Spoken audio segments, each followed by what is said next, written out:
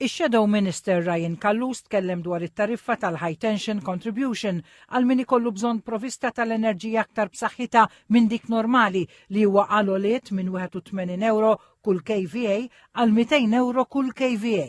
Għalli huwa tajjeb li l-Gvern qed jinvesti 35 miljun euro fil-proġett tal-ħażna tal-enerġija tal-battery storage, iżda l-fatt li s-sajf li għadda spiċċa jonfoq aktar fuq il-kiri ta' generators second hand juri nuqqas ta' pjanar. Qal li għall-Gvern l-interconnector sar ħaġa tajba u m'għadux jitfal ħtija fuqu kull meta jinqata' dawl tant li qed jaħdem fuq it-tieni wieħed.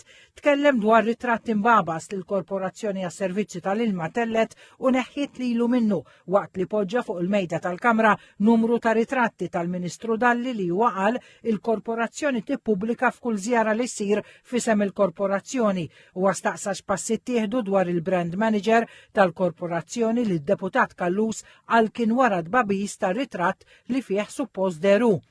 Għalqet id-dibattitu l-Ministru għall-Ambjent, Enerġija u r-Reġenerazzjoni tal-Port il-Kbir Miriam Dalli qalet kif il-Gvern qed iżomm kelmtu u jagħti spazji miftuħa 10 minuti bot minn kull komunità. F'dawn il-ġranet infetħu 3 spazji miftuħa fosthom fil-Marsa u f'Santa Venera u sa tmiem is-sena se jkunu nfetħu 35 spazju ieħor. Project Green għalet Dr. Dalli għaddejja b'118 il-proġett b'valur ta' 350 miljun euro.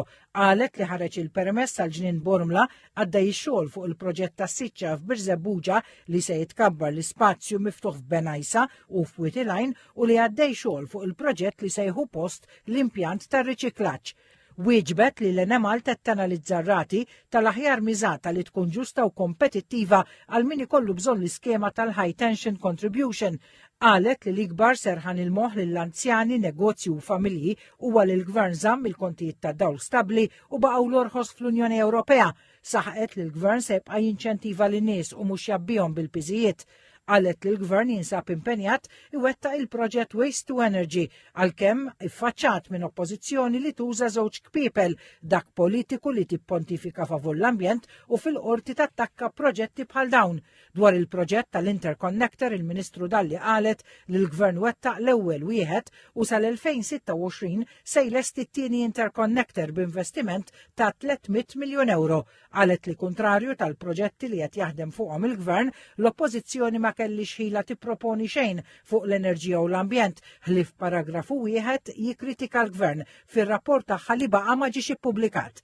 Tkellmet dwar is-suċċess tal-iskema ta' New Water għal bdiewa u qalet li din l-iskema se tinfirex lejn it-Tramuntana u n-nofsinhar ta' Malta u se jiġu stallati 300 dispenser ieħor.